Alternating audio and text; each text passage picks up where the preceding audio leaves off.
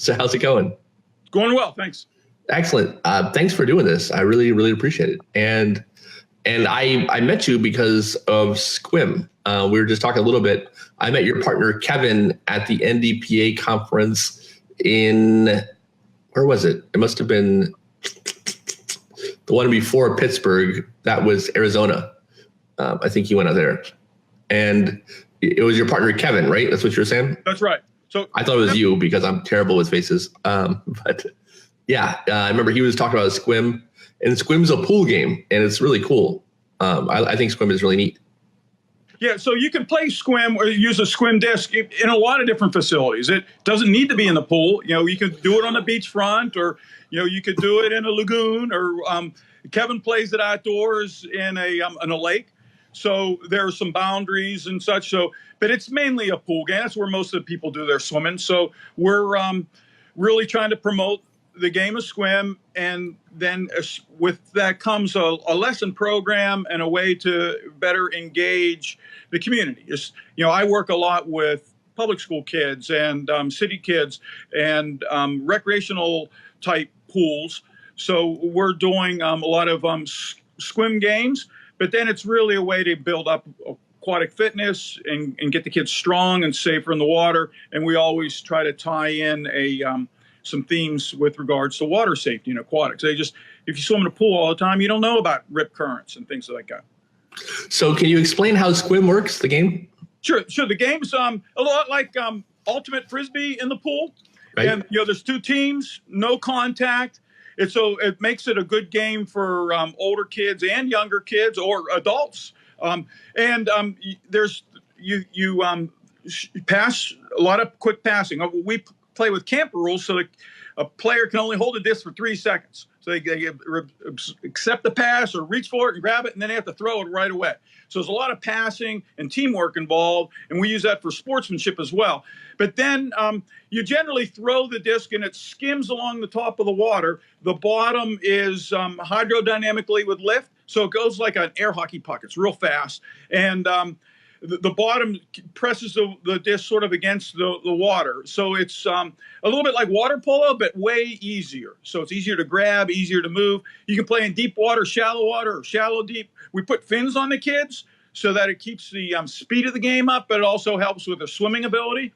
And then you can score it 3 different ways. One, if you buy the floating island premier goals. They're a little expensive for everybody. The backyard pool isn't going to get that. But if you're a bigger aquatic center, hopefully you would invest in that.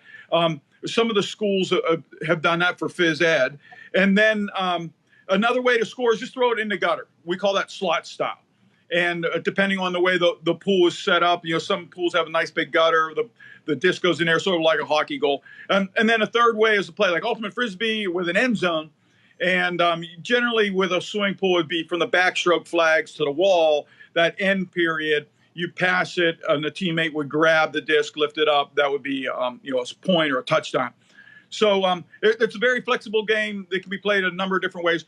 We played it at camp settings with 35 kids on us, in the pool at the same time, or boys against the girls, or, camp counselors in there with the kids. So you often put on a headband so that who's on your team and who's not, or who's in the game and who's not. It's a fun game, and we kids can play this, for an hour a day. So it's entertaining, engaging. It keeps their fitness levels up. They're working and using teamwork. Gotcha. And if someone wants to play it, how do they get a hold of it? Well, the disc is a little bit like a water frisbee. It's being sold now commercially with elifeguard.com. That's not part of the nonprofit, but that's where we refer people to. So I'd pick up 2 or 3 discs for the family or for the team, and then they could check out our website. If they Google SKWIM, SKWIM, and then I actually have a new site that I wanted to tell you about. We're just getting it worked, and I'd love to get your the people in water safety, interested in this. If you go to SKWIM.SKWIM.us, we have a testing system there. So there's 4 25-question quiz, And it's about water safety. So it's real simple, real easy. It'd be something that kids could do with their parent or their teacher, and just sort of go through it. It's free to use, and that's going to be part of our swim levels, so that you can advance to level 1 through 5. Level 5 is actually getting your lifeguard certified. So level 1 is in our certification system or digital badge system. You would be able to swim 100 meters and go 5 minutes without touching the sides or bottoms. And then it pretty much doubles each time. So level 2s, you're going about 250 yards or 200 meters and going for 10 minutes. And level 3 goes to the 500-yard distance, and you're going now for 20 minutes. And then up to level 4, you're swimming a 1K and going 40 minutes without stopping or touching bottom. So we just think that the endurance is important, and the distance is important, as well as the responsiveness, and that's the quizzing that would go along at the same time. So we do a little quiz. We do it as a group sometimes. There's set of kids that take it home to work on with their parents, just so that they're going to have a better understanding of the overall aquatic landscape, more than just swimming in the pool. So, I know why Kevin is obsessed with SKWIM, because he invented it, and obviously it's his thing. And when I met him, he was super jazzed about it, as I would be too if I came up with something cool like that, But so it makes sense why he, is trying to push it all the time and, get people engaged with it. But you came on in January. So what did you see about it that made you decide this was something you really wanted to latch onto? Well, I have a big competitive swimming background and water polo background, and our kids in the city, they want to play a game. So in swimming, there are certain kids that like to race, right, but there's really not an introductory game in swimming or aquatics that makes sense. Water polo is just too tough. My kids have played polo. I've coached polo. It's just, physically demanding. It's all deep water all the time. The kids are spent after 30 seconds. It's just way too tough. They're going to quit. So right. We need, in our landscape of swimming and aquatics, a fun game that everybody can play. And this really, I feel, fits that need. Sharks and minnows or other tag games are fun, but this is a little more as a setting. It's good for camp concerts. So when I went to the pool, we'd bring along a busload of kids, and it's a crowded day. They didn't want us playing water polo, and for good reasons. In public swim, the ball goes out and hits a stroller, or the public lap swimmer. That's no good. So you have to have a confined area. You have to have in water polo, all the kids have to be about the same age and abilities, and they have to be great swimmers to play water polo. But this is different. So you can be on the bottom, you can be with fins. It's on day 1, we start playing the game with the kids in camp. They might not be able to put their head underwater. We'll put life jackets on them. So it's really a good engagement game. Then this summer, we went around to a lot of the country clubs and summer league teams around Western Pennsylvania and played, so the lifeguards are in there playing with 10-year-olds, and everybody's having a good time.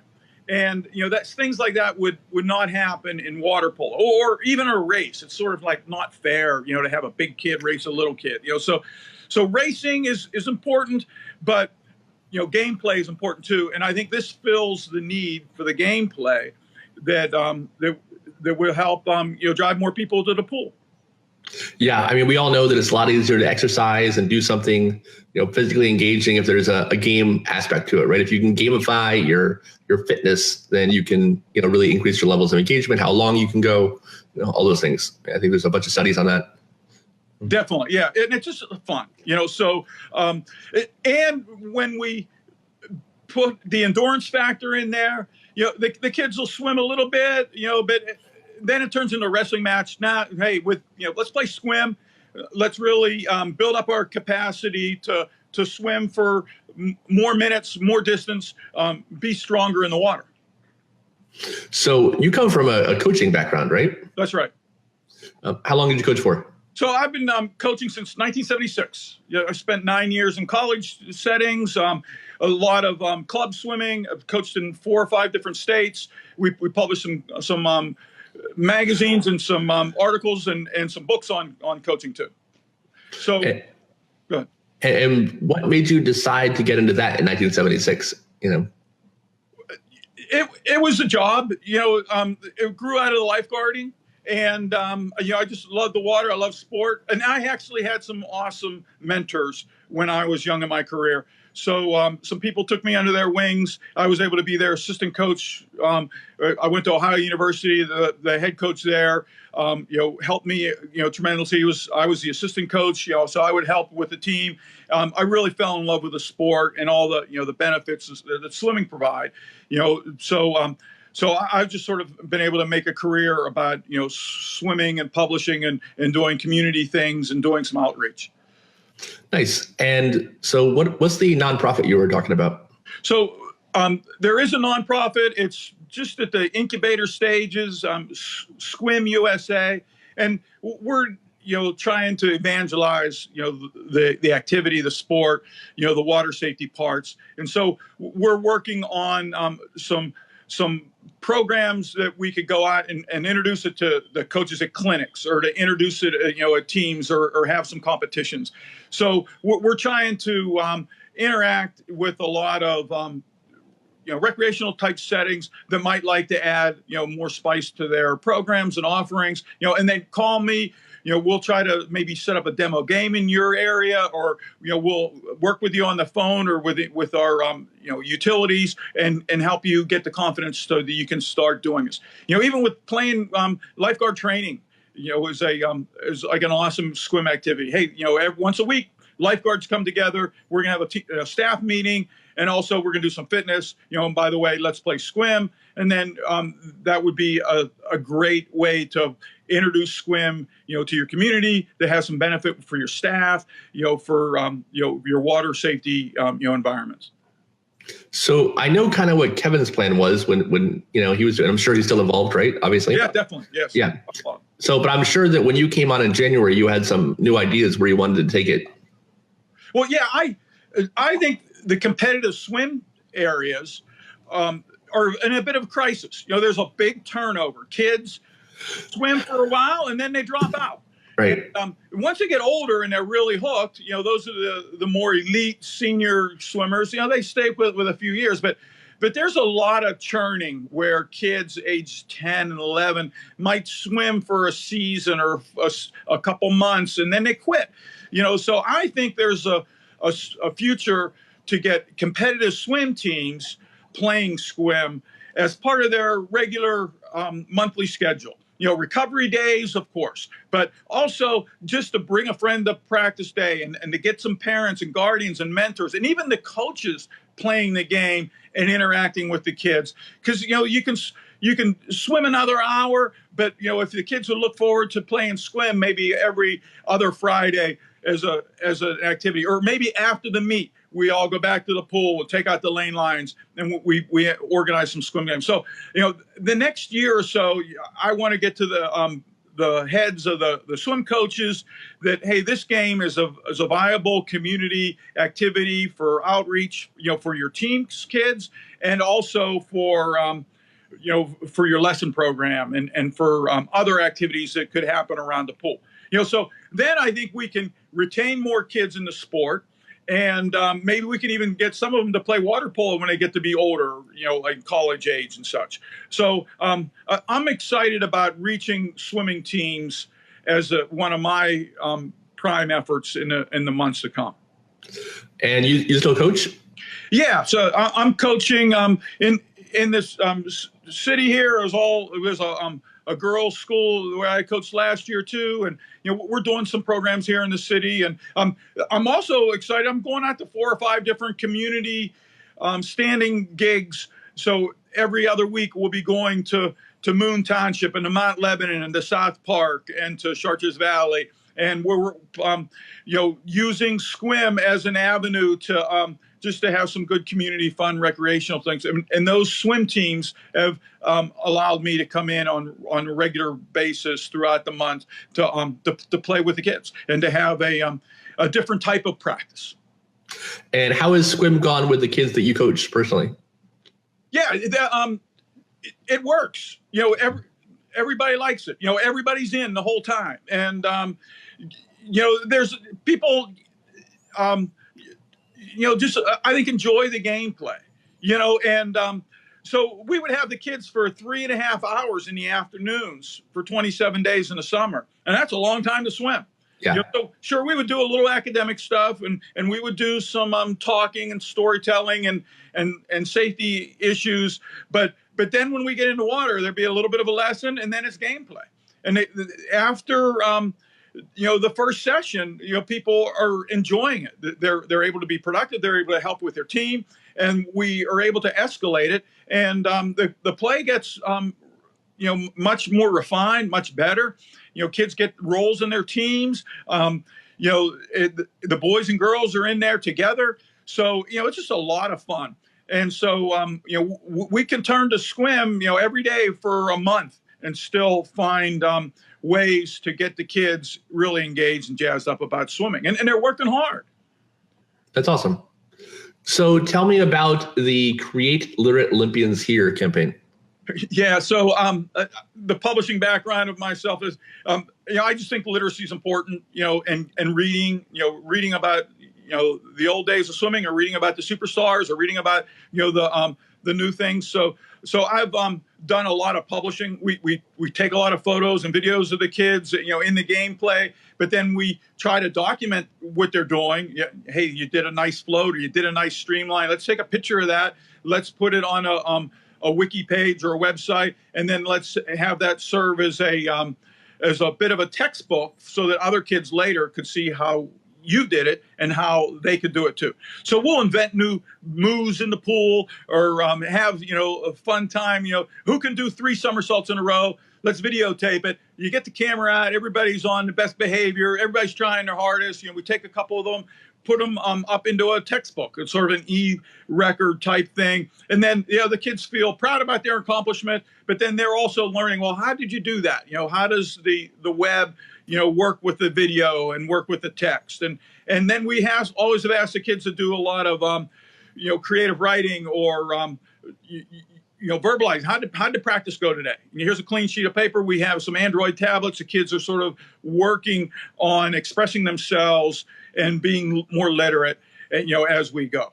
So, that literacy part is important to us. It's somewhat hard to mix the paper and the wetness and the water and the pool all together. But I think it's important to stretch the kids' imagination and get them to illustrate some things and get them to have some ownership of the task and the fun that they're having, and then to be able to document it and record it and share it to other kids.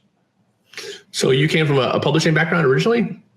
Well, yeah, I went to school for journalism, and that's when I coached. So I've always been trying to do some weird marriage between publishing and sport, especially swimming. Well, I mean, sports journalism is a big thing. That's not too far of a stretch. Right. Yeah. Yeah. I'm less engaged in who won this week's games, but right. But I'm more engaged in the how-to parts of it. That makes good sense. And I know you put out what you said is the first sports ebook. Is that right? Oh yeah. Well, back in about 1989, we were working with coaches in Alabama, and they had a season's worth of workouts on spreadsheets, and so we published a book of the practices, and then we're able to include it for an option, and that was when the floppy inch, 3.5 inch, yeah. So that was a long time ago. But yeah, I don't think anybody else was ever publishing electronic books, with content, like what we were able to do, and hook up with some of the coaches and share, the technology, and share the ideas, contained in how these practices were working. Very cool. Well, I think SKWIM is an awesome game. I've watched videos of it. I think it's really neat. I think any kind of in the pool, water engagement that's kind of gamified and can, make kids more active in the water is a good idea. And, I think there is potential for it to kind of go where you guys are hoping, and it becomes kind of a staple for the backyard. Exactly. Yeah. And we need some help, so if you want to learn to play a little bit better, and we can have a foundation of rules so that you can come to Pittsburgh and play and sort of understand, hey, this is the same rules that they play in Seattle or the same rules that we learned, in my hometown. Then that'd be really sweet, because then it would be a little more unified and a little more able to be shared. Yeah, and are you guys hoping to eventually make this a competitive sport? I think so, right? Yeah, especially with swim teams, or maybe we can get it to the senior game somewhere, or maybe we could get it to a scholastic level. But it's going to be you don't really want to replace water polo, but it could be more like for kids in grades 5, 6, 7, 8. Especially, and then I think it becomes a smoother sailing to water polo. We played it with triathletes.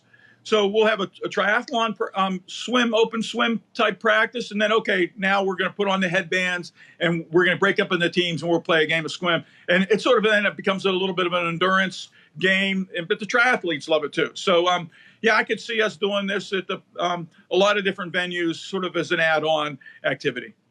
What does it look like when adult athletes play SKWIM? Yeah.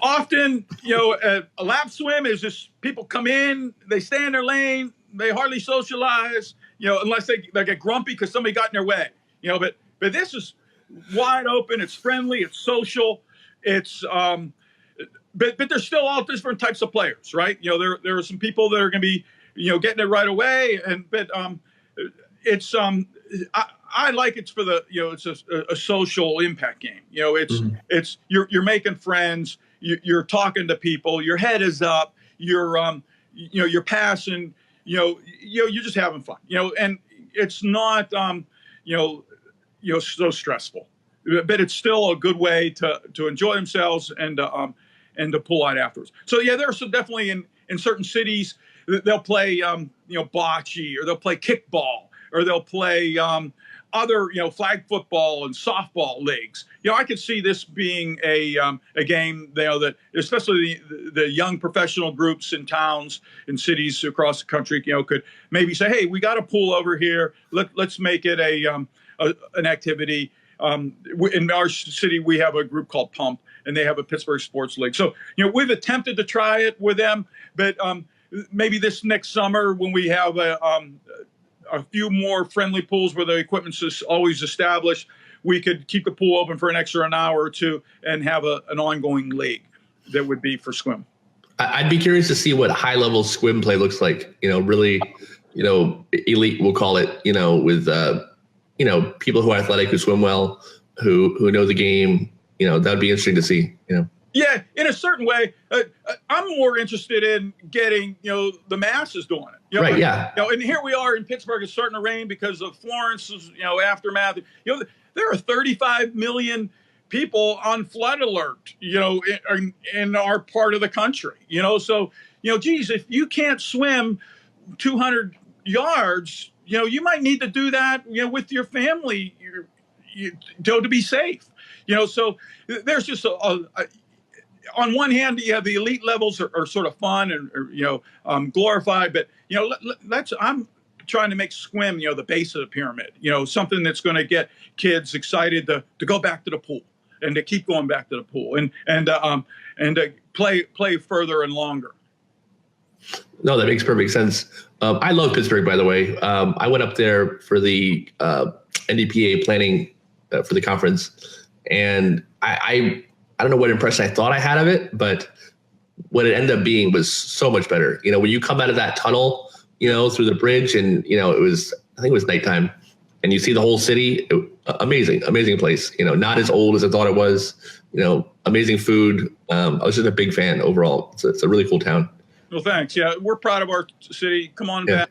We got the three rivers. We got to be, safe everywhere around town. And we have a lot of public pools too. I sort of call that the fourth river of Pittsburgh. All our network of school pools and recreational pools, and even some small community pools. So Pittsburgh's water town. Perfect. So, is there anything else you want to mention before we wrap up? No, I'd love to get an email or interaction with your viewers. You can Google SKWIM, SKWIM, or The new site that we're working on now is SKWIM.us, and it has those 4 quizzes. And if you are a teacher or you want to use it with your classroom or something to that effect, feel free to use it, jump on board, be a, help us, grow the sport, but also help us, stay safe and create, tomorrow's lifeguards. Yeah, well, you can. This will be up on Facebook as soon as we're done. Great. On our, Lifesaver Pool Fence Facebook page. So, you can go on there. You can, leave comments. You can talk to everybody. So great. Perfect. Well, thanks, Mark. I really appreciate it, man. Good luck with SKWIM. Thanks. Tell Kevin I said hi. He's my kind of guy. He's intense and he's, obsessed with what he's doing, which is my kind of people. So I liked him a lot. So tell him I said hey, and we'll talk again soon. Great. Thank you. All right. Thank you very much. Thanks, everybody. Have a good one.